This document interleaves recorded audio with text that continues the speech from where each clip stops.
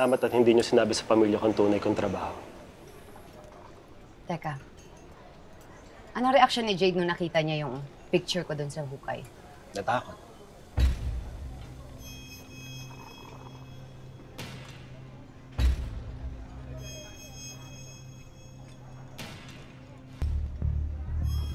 Kung sa picture pa lang, natakot na si Jade.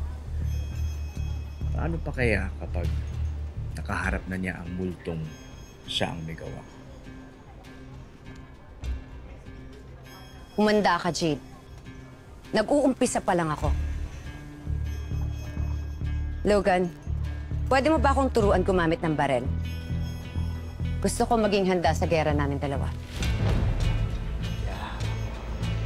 Yan ang Emma na gusto ko. Marco, alam mo na ihahanda mo.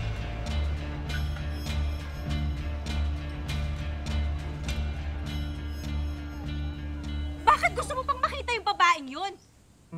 Danilo, niloko ka na niya. Pinagpalit ka na niya sa ibang lalaki. I don't get this. This is so unfair. Ako yung kasama mo dito, ako yung kasama mo ngayon, ako yung nasa harapan mo. Pero ibang babae pala yung nasa isip mo? Jade, hindi naman sa ganun. Gusto kong makita si Emma dahil gusto kong ilabas yung galit ko sa kanya. At para sabihin na rin sa kanya na wag na siya magpapakita sa anak namin. Kahit kailan. Jade, yun lang naman eh. Yun lang yun. Kaya wag ka na magtampo sa akin. Sige na, ha? Tama na. Wag na magalit. Tapos na ang laban, Emma. I just won the war.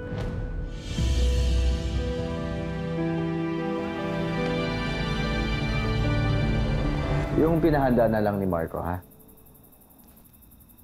Thank you.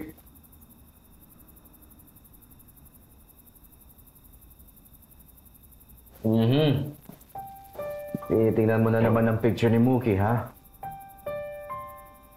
Miss na miss ko siya, Logan. Alam ko naman. At naiintindihan ko. Kaya mo nga ito ginagawa, di ba? Para paghandaan ang pagbawi mo sa kanya kay Jane.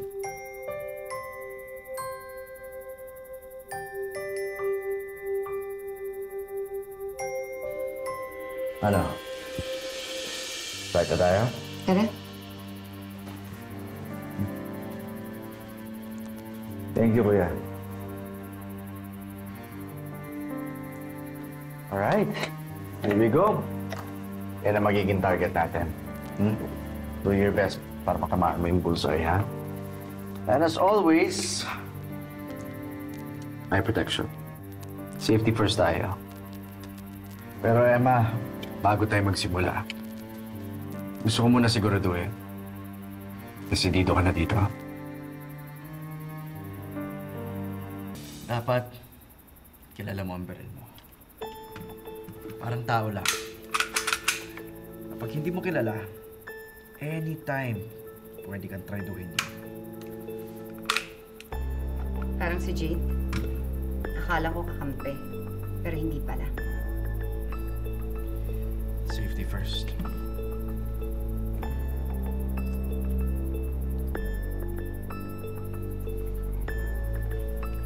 Una, dalawang kamay.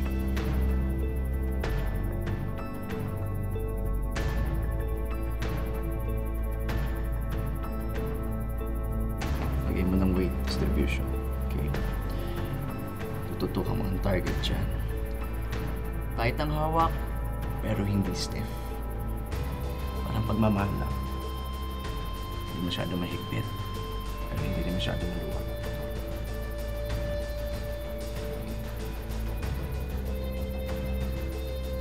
Paano kung mabitawan ko?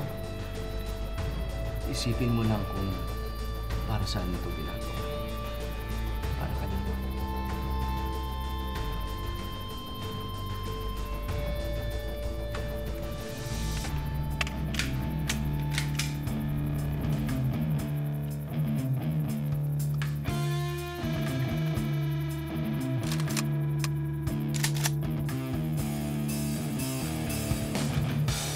Tutok mo na sa target ngayon, ha? Kapag okay ka na, kalabitin mo na ang gatilyo. Relax. Then, kalabit.